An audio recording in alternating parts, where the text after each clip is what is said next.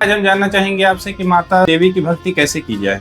आखिर ऐसी कौन सी पूजा या साधना की जाए कि हमें देवी की साक्षात कृपा प्राप्त हो। देखिए, बहुत ही उत्तम सवाल है। पहली बात तो देवी की पूजा माँ के स्वरूप में की जा सकती है, देवी के रूप में नहीं की सकती, क्योंकि अगर आप देवी के रूप में पूजा करोगे तो आपका खंडन हो जाएगा, आपके ऊपर उल्टा एक्टिविटी, उसकी एनर्जी हो जाएगी। क्योंकि देवी का जो स्वरूप होता है वो साक्षात जगदम्बा है, उसको शिव की शक्ति है, वो शिव ही संभाल सकते हैं, अन्यथा कोई भी नहीं संभाल सकता। इसलिए उनको किसी न किसी, पहली बात तो आपको किसी न किसी रूप में उनको पूजना पड़ेगा, अपना दोस्त बनाना पड़ेगा, साथी बनाना पड़ेगा, मित्र बनाना पड़ेगा, या तो उनसे प्रेम करना पड़ेगा या पुत्री बनाना पड़ेगा, किसी न किसी रिश्ते को जोड़ के उनसे प्रेम करना पड़ेगा, तब जाके माँ की शक्ति प्राप्त हो पाएगी, अन्यथा आपको शक्ति प्राप्त नहीं होगी। शक्ति प्राप्त करने का पहला उद्देश्य होता है कि माँ को नित्य स्मरण करना चाहिए, उनके ध्यान से पूजन भजन करना चाहिए, ताकि उनकी सारी चीजों को आप देख पाओ, दर्शन करो। नित्य स्मरण करना चाहिए, माँ के बीज मंत्रों का जाप करना चाहिए, माँ को हमेशा याद करते रहना चाहिए, नित्य उनके बारे में चर्चा करनी चाहिए, और उनको जो वस्तु पसंद है, माँ को जैसी वस्तु पसंद है उस तरह से वस्त्र उनको समर्पित करना चाहिए, फल फूल मीठा आदि चीजों को देना चाहिए,